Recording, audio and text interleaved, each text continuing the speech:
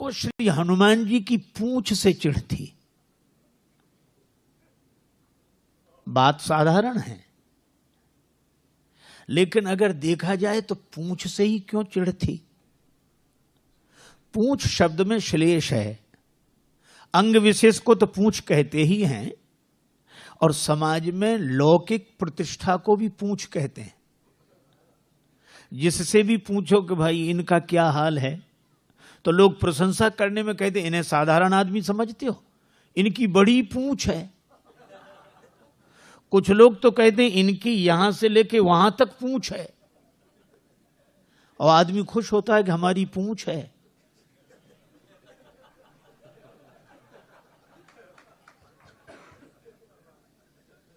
आज देखो कई घरों के बाहर वयोवृद्ध व्यक्ति मिल जाते हैं, बड़े उदास। उनसे पूछो क्या बात है, तो पहले तो नहीं बोलते, कुछ नहीं कुछ नहीं, नहीं नहीं फिर भी क्या बताएं, बोलो। का इस घर में अब हमारी कोई पूंछ नहीं रही। बोलो, रोना भी इसी बात का है कि पूंछ नहीं रही, और प्रशंसा भी इसी बात की है कि बड़ी पूंछ है। लोग कहते हैं उनके घर गए, चाय की कौन कहे, पानी तक के लिए नहीं पूछा। और मुझे लगता है कि सारे संसार में झगड़ा ही ये पूंछ का ही है, और हम चाहते हैं कि सबसे पहले हमें पूछो, फिर किसी को पूछो, चाहे मत पूछो।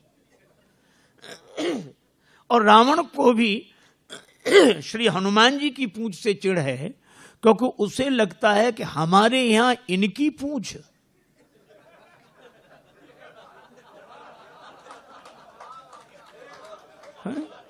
लंका में तो हमारी ही पूंछ रहनी चाहिए, लंका हमारी और पूंछ इनकी। उसे पूंछ सहनी नहीं हो रही है। अच्छा, एक बात यह है कि हमेशा हर युग का सत्य है, कभी भी किसी दुर्जन को किसी सज्जन की बढ़ती हुई पूंछ सहन नहीं होती है। रावण को भी सहन नहीं हो रही है पूंछ, लेकिन एक और अद्भुत बात है, रावण इस पूंछ को जला देना चाहता है। जलने वाले तो जलाएंगे ही, जल ही रहे हैं, ईर्ष्या की आग में जलाएंगे ही। हालांकि हनुमान जी ने इस पूंछ को कुछ नहीं समझा। जब रावण बोला कि बंदर को मार डालो, राक्षस मारने दौड़े, विभीषण जी बड़े शांतिपूर्वक आए और उन्होंने कहा कि अरे क्या कर रहे हो, नीति विरोध न मारिए दूता। रावण मान गया और बोला बंदर के अंग भंग कर दिए जाएं। अंग भंग करी पठइये बंदर। अब यह भी देखो कितनी अद्भुत बात है। रावण कहता है कि बंदर के अंग भंग कर दिए जाएं। श्री हनुमान जी ने सोचा कि अंग भंग की आज्ञा तो हुई है, नाम नहीं लिए गए कि कौन से अंग भंग किए जाएं। और रावण को अंग भंग करते समय कहीं अपनी बहन शूर्पणखा की याद आ गई कि बंदर के नाक कान काट दो। तो हनुमान जी कितनी सुंदर बात सोचते हैं। वो सोचते हैं कि हमें भगवान ने भेजा है, तो क्या हम विकारों के हाथ अपनी नाक कटा के जाएं? हमें भगवान ने भेजा है, तो क्या इन विकारों के हाथ अपनी नाक कटा के जाएं? अगर नाक कटा के जाएंगे तो क्या भगवान को मुंह दिखाने लायक रहेंगे?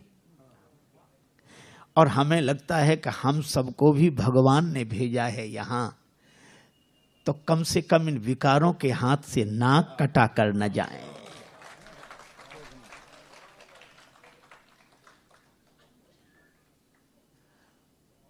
देखो, शूर्पणखा वासना के रूप में आई थी और इस वासना ने बड़ों बड़ों की नाक काट दी। अच्छा, नाक कटना मुहावरा भी है। आदमी की आंख गड़बड़ हो जाए, चश्मा लगा ले, कान गड़बड़ हो जाए, गमछा बांध ले, टोपी पहन ले, और नाक जाए तो मामला फिर कुछ छिपाने का बचता ही नहीं है। अच्छा, एक और अद्भुत बात है, इन श्री राम जी, लक्ष्मण जी, जानकी जी, तीनों ने किया सत्संग। कोई ना हो, तीन ही सत्संग करते हैं। अच्छा, सत्संग भी कहाँ करते हैं? पंचवटी में। और कितनी अद्भुत बात है, पंचवटी में सत्संग, अर्थात इस पांच तत्व का शरीर पाकर हमें सत्संग करना ही चाहिए।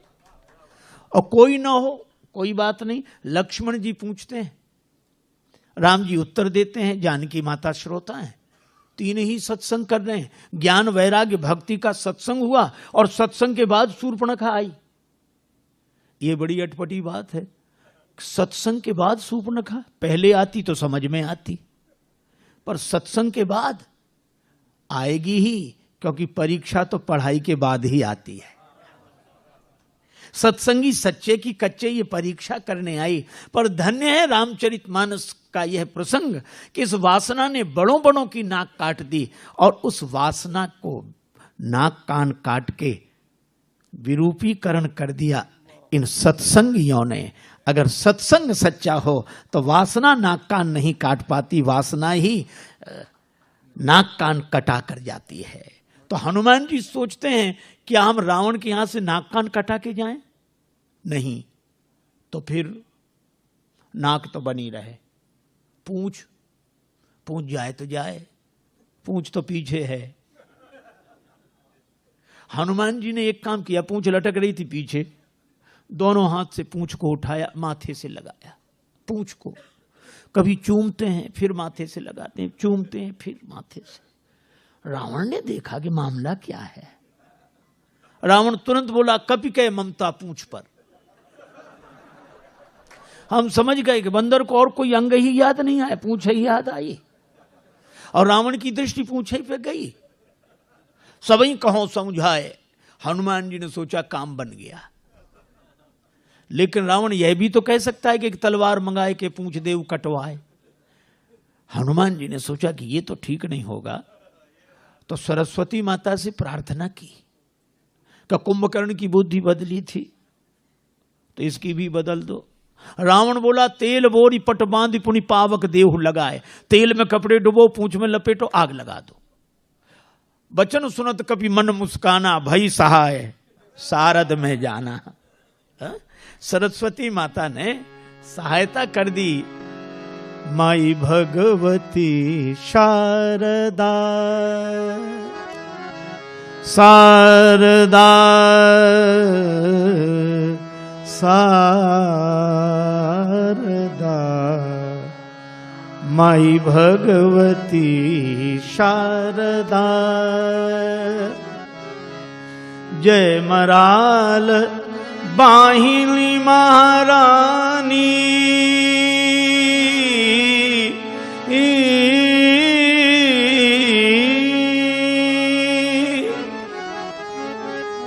महारानी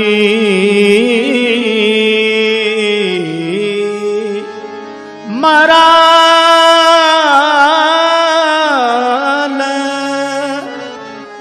बाहिनी महारानी, बीणा पानी सकल गुण खानी, हरि भक्ति विमल वरदा, हरि भक्ति विमल वरदा, माई भगवती शारदा, शारदा भगवती शारदा। सरस्वती माता की कृपा। रावण बोला, तेल में कपड़े डुबो, पूंछ में लपेटो। लेकिन जहां का राजा ऐसा हो, प्रजा कोई कम है। लंका नगर निवासी बोले, तेल में क्यों, हमारे यहां घी की कोई कमी है क्या? रावण तेल में कपड़ा डुबाने की बात करता है, वो घी से शुरू करते हैं। रहा न नगर बसन घृत, घी खत्म। रावण के पास आए कि घी तो खत्म है। रावण बोला, मूर्खों, घी के लिए कहा किसने था? राक्षस बोले, हम समझ रहे थे कि बंदर की पूंछ में थोड़ा बहुत लगेगा, वो तो घी तो समाप्त, और पूंछ तो बढ़ती ही जा रही है। तो क्या करें, एक काम करो, तेल बचा है, तेल में ही डुबो कपड़े। हनुमान जी के पास गए कि घी तो है नहीं, तेल ही है। हनुमान जी बोले जैसी जिसकी श्रद्धा हो ले आओ, हमें सब स्वीकार है। श्री तुलसीदास जी महाराज कहते हैं, रहा न नगर बसन घृत तेला, और बाढ़ी पूंछ की न कपि खेला। पूंछ इतनी बढ़ी, इसका अर्थ क्या है? इसका अर्थ यही है कि जब जब कोई दुर्जन अपनी ईर्षा की आग में सज्जन की बढ़ती हुई प्रतिष्ठा की पूंछ को जलाने की चेष्टा करता है, तब तब भगवान की कृपा से वो पूंछ और बढ़ती है, प्रतिष्ठा और बढ़ती है। भगवान की कृपा, क्या बिगड़े पूंछ का। रावण कुछ सोच ही नहीं पा रहा। हनुमान जी ने सोचा कि एक बार नगर घूम के देख लेते तो ठीक था, क्योंकि हमारी पूंछ जलाने के लिए घर घर से सहयोग हुआ है। सबने चंदा दिया है, किसी ने घी, किसी ने तेल, किसी ने कपड़ा। हाँ, ऐसा नहीं कि राक्षस न करते हो, चंदा करते हैं, इकट्ठा करते हैं। किसी का जीवन नष्ट करना हो तो ये बड़े प्रेम से। हनुमान जी भी सोच रहे थे कि प्रसाद भी तो वहां वहां देना पड़ेगा जहां जहां से चंदा आया है। तब तक रावण बोला बंदर को नगर में घुमाओ। हनुमान जी बोले यही तो हम चाहते थे, लेकिन वाह, धन्य है श्री बजरंगबली। एक और अतुलित बलधामम, और दूसरी ओर शील कैसा। राक्षस मारहि चरण करहि बहु हांसी, लात मारते हैं, हंसी उड़ाते हैं, पर हनुमान जी तो कीन चाहूं निज प्रभु कर काजा। राम जी के बाण बनकर आए हैं। राम जू ने कपि पुंजन में सुत अंजनी को अपनाई के भेजो। माथे पे हाथ की छाह करी, कर मुंदरी हाथ गहाई के भेजो। राजस बैन न बोली सके, तब नैनन नीर बहाई के भेजो। संकट सिए को काटिवे को, हनुमान ही बाण बनाई के भेजो। हनुमान जी बाण बनकर आए हैं। अच्छा, और जानकी माता के सामने भी बोले। जानकी माता के सामने हनुमान जी ने यही कहा। माता ने जब हनुमान जी को देखा कि प्रभु ने मुझे भुला दिया, हनुमान जी बोले माता, प्रभु आपको भुला ही नहीं सकते। क्या प्रमाण है कि भुला दिया? का प्रमाण यही है कि चरण पर चंचुका प्रहार करने वाले जयंत के पीछे भगवान ने बाण लगा दिया, और हरण करने वाला अब तक आराम से बैठा है। हनुमान जी ने कहा कि जयंत के पीछे बाण, उस समय तो प्रभु के पास धनुष बाण नहीं था। सीता जी बोली कि वो सींग का बाण, जिन सींग और पुष्पों से मेरा श्रृंगार कर रहे थे, सींग का बाण लगाए। तो लोगों को तो सींग दिखती होगी। अरे लोगों को दिखती होगी सींग, पर प्रेरित मंत्र ब्रह्म सरधावा, भगवान का संकल्प था, बाण था वो। तो हनुमान जी बोले माता, जयंत के पीछे सींग के रूप में बाण लगाया, और हो सकता है कि हरण करने वाले के पीछे किसी और रूप में बाण को लगा दिया हो। तो हरण करने वाले के पीछे किस रूप में बाण को लगाया? तब हनुमान जी ने कहा, ये रघुपति बाण कृशानु। राम जी का बाण आपके सामने वानर नहीं खड़ा है, राम जी का बाण है। प्रमाण का जिम अमोघ रघुपति कर बाना, एही भांति चले हुए हनुमाना। जानकी माता बोली हनुमान तुमने बता दिया, नहीं तो मैं जान ही ना पाती। हनुमान जी ने कहा त्राहि माता त्राहि, मैं आपको क्या बताऊंगा। सही बात तो यह है कि आपने जान लिया था मेरे बिना बताए। जानकी माता बोली हमने कब जाना? कहा जब रावण आपको डरा धमका रहा था, तब आपने सोचा क्या मैं यहां अकेली हूं? तो मन में तुरंत आया कि नहीं, असमन समुझी, ऐसा समझकर मन कहत जान की, खल सुधि नहीं रघुवीर बान के।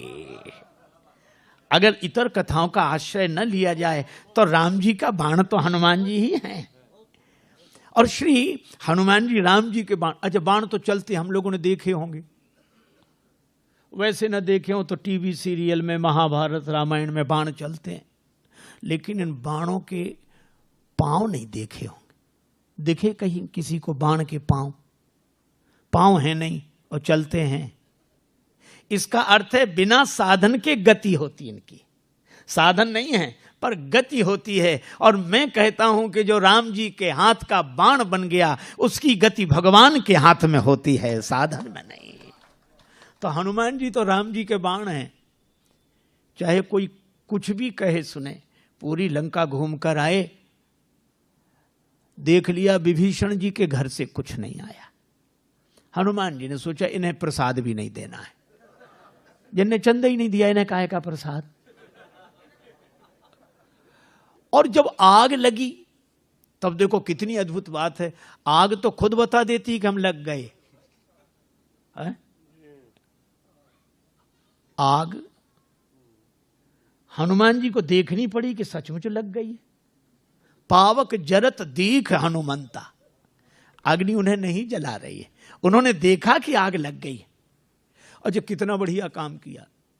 हनुमान जी कहते हैं कि जब बड़ी पूंछ देखकर बड़ों बड़ों को आग लगे और पूंछ में आग लगावें तब अपने को छोटा ही बन जाना चाहिए। भयउ परम लघु रूप तुरंता, हनुमान जी तुरंत छोटे हो गए। और छोटे हुए तो ब्रह्मा के बनाए हुए बंधन से निकल गए। उस जो ब्रह्मास्त्र में बंधे थे उससे निबुक चढ़े वो कभी कनक अटारी। और जो छोटा बनकर विधि विधान के बंधन से बाहर निकल जाता है, बाहर निकलते ही वह इतना बड़ा होता है भगवान की कृपा से कि आकाश को छूता है। और हनुमान जी ने तो बाल दी विशाल विकराल ज्वाल जाल मानो लंक लील बेको काल रसना पसारी है। ऐसा रावण देखते ही रह गया।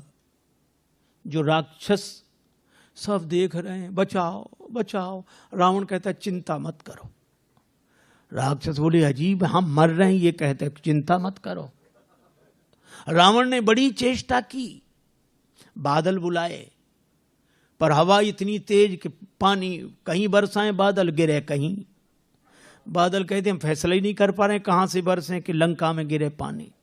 रावण बोला एक तरफ हटो। प्रलय के बादल बुलाए, प्रलय पयोधि बोले, पर वो पानी बरसे तो आग और बढ़े।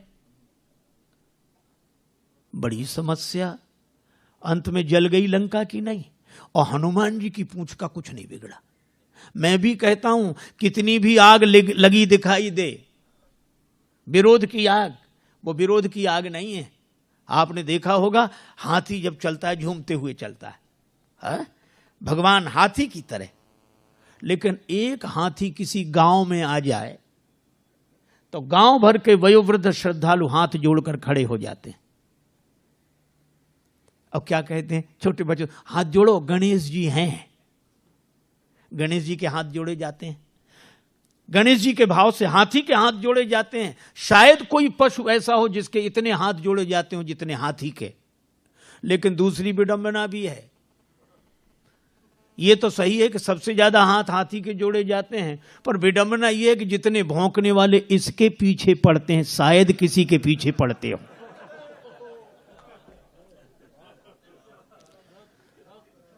ये स्वाभाविक नियम है, जिसकी स्तुति होगी उसी की निंदा होगी।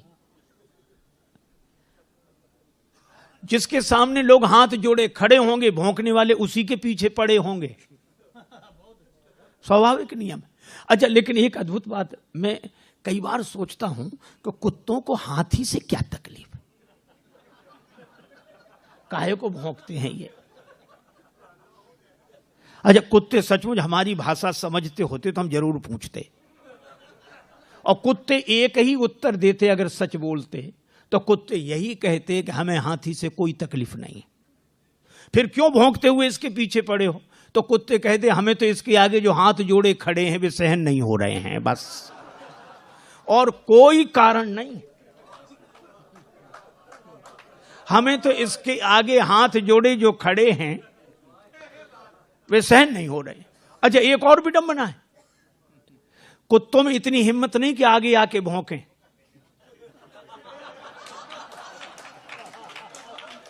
कुत्ते कभी आगे आके भौंकते नहीं हैं और पीछे भौंकना बंद करते नहीं हैं। लेकिन इसके बाद भी हाथी की चाल में मस्ती रहती है कि झूमते हुए हाथी की तरह, सहज ही चले सकल जग स्वामी, मनहु मंजुवर कुंजर गामी, है हाथी की तरह। क्यों? हाथी की एक विशेषता है, वो हाथ जोड़ने वालों के पास ठहरता नहीं है और भौंकने वालों की ओर मुड़कर देखता नहीं है। और मुझे तो हर युग से यही दृश्य दिखाई पड़ता रहा लोगों को, और आज भी हमें वही दृश्य दिखाई देता है। हाथ जोड़े लोग खड़े हैं, भौंकने वाले पीछे पड़े हैं, पर भगवान का भक्त मस्त हाथ गजराज की तरह झूमता हुआ भगवान के भरोसे चल रहा है। और इसीलिए मस्ती है। देखो, श्री हनुमान जी की पूंछ का कुछ नहीं बिगड़ा। ये लंका बिगड़ गई, सोने की लंका बिगड़ गई, पर हनुमान जी की पूंछ का क्यों नहीं बिगड़ा? केवल एक बात, जानकी माता ने पूछा, लंक जला के जली भी नहीं। जानकी माता पूछती है, लंक जला के जली भी नहीं, हनुमंत विचित्र है पूंछ तुम्हारी।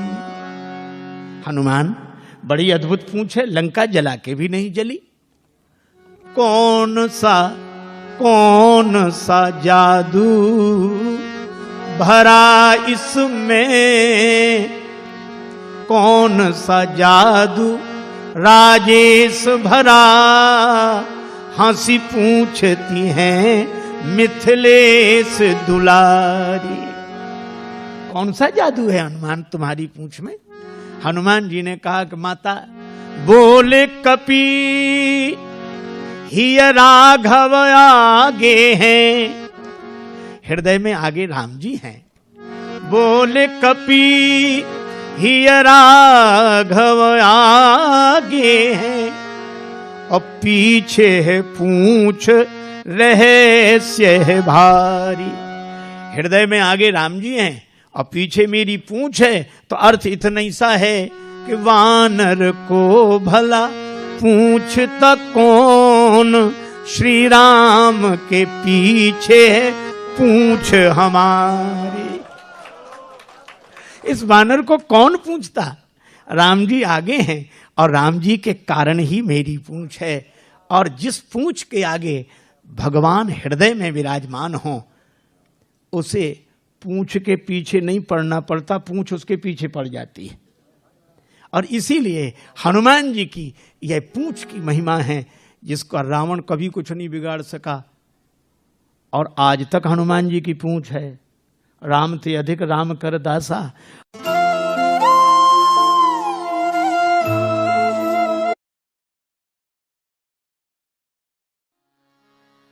दशरथ नाम के राजा हुए, जिनकी गाथा आप लोग जानते हैं। 3 प्रमुख रानियां थी, कौशल्या, कैकेयी और सुमित्रा। धन संपत्ति की कोई कमी नहीं हुआ। बहुत समय बीत गया, पुत्र की प्राप्ति नहीं हुई। मन में बस यही ग्लानि, पुत्र कैसे हो? वशिष्ठ जी से उपाय पूछा। वशिष्ठ ने कहा, यज्ञ करना पड़ेगा। श्रृंगी ऋषि को बुलाकर यज्ञ कराया गया। अग्नि स्वयं यज्ञ